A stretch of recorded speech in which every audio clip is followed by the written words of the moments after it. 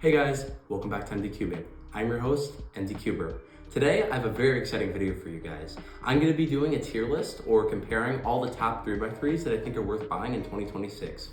So without further ado, let's begin. Hey guys, so today I'm going to be comparing 16 cubes from different manufacturers to go over which cube I think is the best and which cube I think will fit different speed cubers. So without further ado, let's begin. First manufacturer I'm going over is GAN. We have the GAN 16, the GAN 12, and the GAN version 100. The first cube we have is the GAN 12 coming out in 2021. It's the oldest cube in this tier list, but I still think it's very, very good. The performance rivals that of the 16, and I can get very good times on it. Comparatively to my main, it doesn't quite live up to it, but it's very close. And I think that if you want to drop $50, this cube isn't the worst thing to drop it on. However, I'm a different type of cuber, so I would prefer some of the other cubes on this list. However, Timon, I believe, still uses this puzzle along with some other people sponsored by GAN. So it's definitely very much worthwhile if you want to drop the money. It's very nice, it's very crisp, it's very tactile, and I think you'll get a lot out of it if you choose to solve with it. The GAN 16 was released in August of 2025 this year. I really like this puzzle. When it first came out, I was very taken aback. I was upset because I spent $84 on it and it didn't live up to the hype. I felt as though it was too fast, the turning was inaccurate, and I was getting a lot of lockups. However, after lubing it with FC Super Honey and getting used to it, I do like the puzzle. Would I spend $85 on it or $84 on it again? Absolutely not. It's not worth that much. With the GAN version 100 coming out, I'll talk about it in a minute, I think it's better. But this cube is very nice. It turns well, I can get reasonable times on it. It's just that it's too fast and you have to do a lot of things to it to make it good. But overall, not a bad puzzle, it's just not my main. This is a GAN version 100. I have a couple of them. This one is just a regular one, not boron treated, which I'll go over in a later video. The GAN version 100 is a cube that really blew me away. I love this puzzle, just turning it, it's very smooth and tactile, and it provides me with everything I want out of a speed cube. I lubed it with Super Honey and some Dignitas, and that was enough to slow it down. It is a pretty fast puzzle, so maintaining it is going to be very important. I suggest you look into that. But it is a very good cube, like I said. The base settings are perfect. I kept them as is, and turning it is really nice. I can get my average on it, although you do need to be careful because this cube, like I said, is very fast. You are going to have to adjust your turning style if you main this. However, it's very rewarding, and I think the puzzle is great. For $40, it rivals a Ferro-core in my opinion. Next manufacturer, we have YJ. For YJ, we only have two puzzles that I think are noteworthy. Any of their other 3x3s in my mind are very bad and I don't even like them. The last cube I got from them besides these two was the MGC Evo version 2, and that cube was absolutely awful. But getting into it, the YJ MGC Beta is a cube that I really like. I think the maglev version is better than the spring version because my spring version got very slow over time and I wasn't able to set it up in a way that I liked. But the maglev version turns amazing. I like the feeling of it, and you can set it up to be, very nice. It reminds me of an MF3RS2, which is really weird. I don't know why it reminds me of that. I think it could be the blockiness of the center caps and whatever, but I really like it, and this cube is really nice. I mean, for 22 bucks, it's a steal. I'd recommend getting it if you're unsure of a main. I think I would prefer this actually over the RS3 MV5, but yeah, definitely a great cube, and you should definitely pick it up. I love this puzzle. The YJ Meet or Meta is a great puzzle. When it came out, I was absolutely blown away by it. It reminded me of a GAN 16, but without the flaws. The center skirt magnets were amazing, and I still really like this cube. I'll whip it out and solve it. And again, for some reason, this cube reminds me of an MF3RS2, which is a very old cube. I'm not even sure if you guys know what it is, but this is just a lovely feeling puzzle, and I definitely recommend it. It turns so smoothly, and the feeling is just amazing. It's super tactile, but the turns just flow, and I love this puzzle. I love the response it gives me. It's very nice. I definitely recommend this cube. I think this cube beats most of the GAN puzzles besides the version 100, and it's probably up there in terms of all my favorite cubes that I'm going to be comparing. Next manufacturer, we have Dayan. I only have one cube for Dayan. That's because any of the new Dayan releases I've tried and I don't really like them. The Zanchi Pro was okay, but it's not worth the price and it's kind of outdated now. And the Guhong Pro as well is just a rehash of this puzzle. I've tried it. If I were to recommend a cube from Dayan, it would be just a regular Guhong or the Guhong Pro. They're basically the same puzzle. It's very good. You're getting a lot of response out of it. It's very buttery. It's not my favorite cube out of this list. I don't main it. I wouldn't main it unless I had to. It's very good. I can get good times on it, and you get what you pay for it. I mean, it's a $17 cube. You know, you're getting a lot for that price. It's a nice puzzle. It has adjustments. You can adjust the centerpiece travel and the tension, which is really good. But this cube is very nice, and I do recommend it. It's just not my favorite. Next up, we have Fanxin. I have one cube from them as well. This is the Hudong. It's just the cheapest version of it. I still kind of like this puzzle. I mean, it's okay. I wouldn't recommend it at like the top of my list or anything, but I do see some people still main this cube and get good results with it. It turns decently well. The adjustments are nice, and the puzzle feels really like tactile, if that makes sense. I think that's because of the magnets inside the feet of the pieces that interact with the feet of the corners, with the feet of the edges. So it is a really nice cube. It's just not my favorite, but I would recommend this puzzle if you don't know what you're looking for. This is just another cube that offers a different response, but it is very nice. It's just not my favorite. Next manufacturer, we have Qiyi.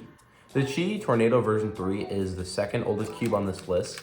However, I'd argue it's still very, very good. I was very fortunate to get a cube that didn't really have any quality control issues and turned very smoothly.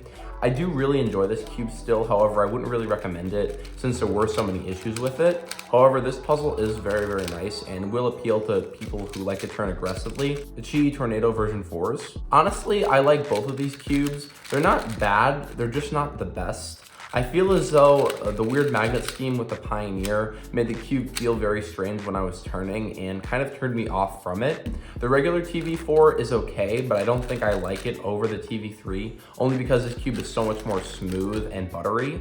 However, I'd say this cube has less quality control issues, which I guess can make it more appealing. I just don't prefer it over the TV3, but you do you. The Pioneer isn't really a cube I'd recommend. It is very nice, like it feels very premium, but I think you're gonna get more out of a TV3 than you will out of a Pioneer version 4. Last, but certainly not least, we've got Moyu. For Moyu, I decided to include every big cube that came out last year and this year, only because I think it's pretty important to recommend and to tell you which ones are good and which ones aren't. I have the Huaming TG in here only because I wanted to tell you guys right away, don't get this puzzle is bad. I do think a couple people will like this cube. I've met some people who main it, which is crazy to me. I think they like it because of the tactility and because of the weight of this puzzle. This cube isn't that heavy, but the turns feel very heavy, as I said. And I do think people will like this puzzle. It's not for me. The turning style you need to have to like this cube, I think a lot of people don't have. And this puzzle is just very unappealing. The tension settings, there's too much. I feel as though having like 1,000 different magnet configurations is unideal. I feel as though they should have simplified this cube and they didn't, so it's not my favorite. The Ferro-core V10 is my main, so I'll go over this next only because it's pretty old. I like the version 10 still, however, I don't think it's relevant compared to the V11. I think the V11's better. But this cube works for me because it's heavy, it feels nice, it gives me a weighted response. It's not too heavy though, and I just like the feeling of the puzzle. I feel as though Angstrom works really well with this, and Angstrom is my favorite setup in general, so I think that just pointed me in the direction of the cube naturally. It is a very attractive puzzle. I mean, I like it a lot, and I think you guys will like it. It just depends on how you turn and the type of feel you want when you have a cube. I think this cube works for me, and I think it will work for a lot of people. It's not the only option, but I love it. The RS3M V5 is an amazing cube. For the price, $25, you're getting a cube with corner-to-core magnets and a tension setting, which has a wide range since it's a screw and spring as opposed to, a plastic core, which I really don't like. This cube is really nice. This is a Thai Cube Shop version, so the magnets are modded and the core is modded. It's a very good cube. It has springs instead of maglevs, so I do really like that. I mean, any V5 you get is gonna be amazing. I think the V5 is a spectacular cube, and it kind of reminds me of the Ferro-core, albeit a little bit cheaper, obviously, since it's $25. It's not gonna be as premium, but I do really like this puzzle, and I do recommend it to a lot of people. I see a lot of, newer cubers getting this as their first cube, and it brings back a level of nostalgia, because I remember, when I was starting to cube, people are getting MF3RS2s and MF3RSs as their first cube, so I think that's really cute, and it's kind of cool to see this cube still be relevant and the line still be relevant even in 2025 going into 2026. The Moyu Aolong version 11 is an amazing cube. I don't think a lot needs to be said about this. It was at the top of the cubicles tier list or puzzle recommendations for 2025, and I do really like this cube. I really do recommend it as well. I mean, it just turns amazing. The tactility you're getting from it is really good, and I can get like some of my best times on it. This cube isn't my main because I feel like the Ferro-core I've performed slightly better on, and I can control my nerves better because I'm someone who gets very jittery in competition. But this cube is really nice, and I think a lot of people would benefit from buying it. I love the puzzle. Like I said, it turns great. It gives you tactility, but it's smooth, and I definitely recommend this. This is probably one of my favorite Moyu cubes, and I think it will fit the widest variety of speed cubers. This is the Moyu Super version 2 Aolong. It's a very expensive puzzle, and I really like the feeling. It feels slightly better than a V11. However, I wouldn't recommend it because it's like $80 or $60 depending on what version you get. Like I said, it's a very good cube, but for what you're paying, I just don't think it's worth it. Like I said, I like it, but I think it's very good too. Just, there are better cubes for cheaper. Like the Ferro-core I think is a lot better than this for cheaper, only because, like I said, it is less expensive. If this cube were priced at a Ferro-core's price, I think everyone would get it, but it's not, and I have to be reasonable. So unfortunately, this cube is not a cube I'd recommend, although it's very nice. Similarly with the Super Aolong, this puzzle is amazing. It's just not my favorite.